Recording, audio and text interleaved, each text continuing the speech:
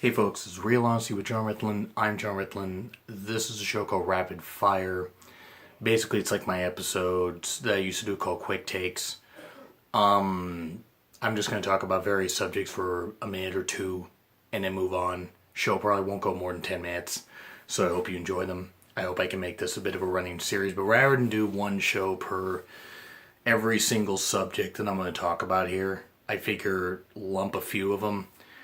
Because I'm trying to cut down the amount of shows that I do. I can only do so many as I try to recover from having the flu. So anyway, I hope you enjoy.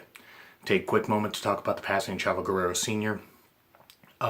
JR to talk glowingly about him. Chavo Guerrero Sr. did great business with Roddy Piper in LA right before the LA territory really started to die down.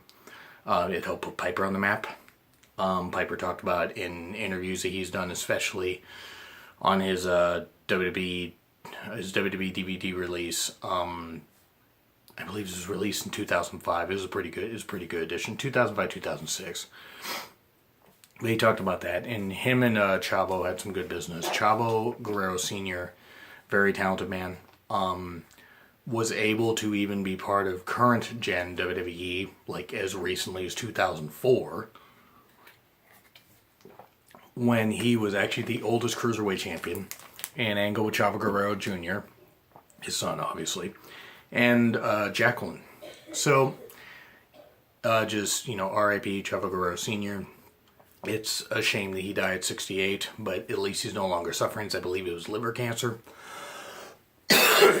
So hopefully he's at peace now. And also, R.I.P. to Nicole Bass. Whether or not you were a fan of hers, still a shame, died at only 52. It's pretty young. I can't name a ton of moments that she had in wrestling that were hugely impactful.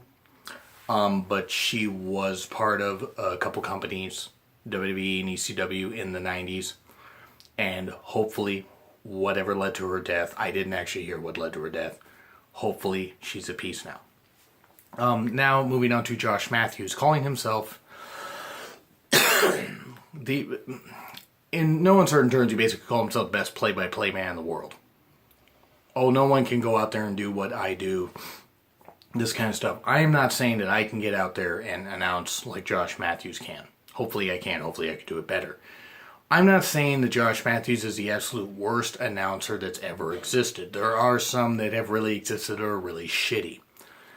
But as far as somebody that's been around as long as he has, Josh Matthews is pretty goddamn awful. And Josh, for you to say that you are the best play-by-play announcer ever, I mean, Josh, you're an idiot. An absolute idiot for saying that. There's a reason why WWE fired you. Probably because they couldn't afford to keep the budget, up by using all the product that you use in your hair, or for all those outlandish clothes, or for the fact that you were a failed tough enough wrestler and you couldn't cut it there, and you really couldn't cut it as an announcer. You weren't that good as a backstage announcer. You were not that good as any kind of announcer, like behind for matches, whether it was a Rumble or it was Mania, whatever. You couldn't cut it on the big stages at all. And then you went to Impact. And sorry, Impact fans, I love you guys. You guys are good people.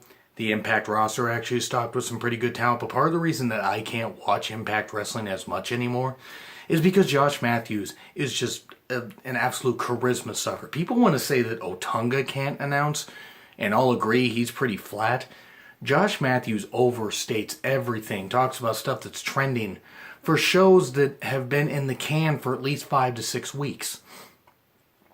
I mean, seriously, I know that TNA's still having their budget issues and they're still having their money problems and whatever, but you're telling me that, stuff's going to be trending? He talked about Bound for Glory trending. If Bound for Glory last year, by the way, was trending, it was trending for all the wrong reasons, because I saw it wasn't a very good show. But Josh Matthews is an absolute abortion of an announcer. Completely horrible. I hope him and Madison Rayne are happy together. I want to make that clear. This is about Josh Matthews, the announcer. Not about Josh Matthews, the person, even though the person on social media, he blocked me. I don't really care because the guy's a douche. I just do not understand how that guy can be that delusional. I don't know, maybe the vest and maybe the toner in his hair is, seeping into his brain and cutting off what little bit of brain he has left. Josh Matthews, dear God, you are one of, if not the worst current announcer out there. No one can actually make a wrestling product worse than you can. And that is saying something, given the more than solid efforts of the Knockouts, the tag team division, the heavyweight, the X division. The talent in TNA work hard, and Josh Matthews just cannot make it seem good.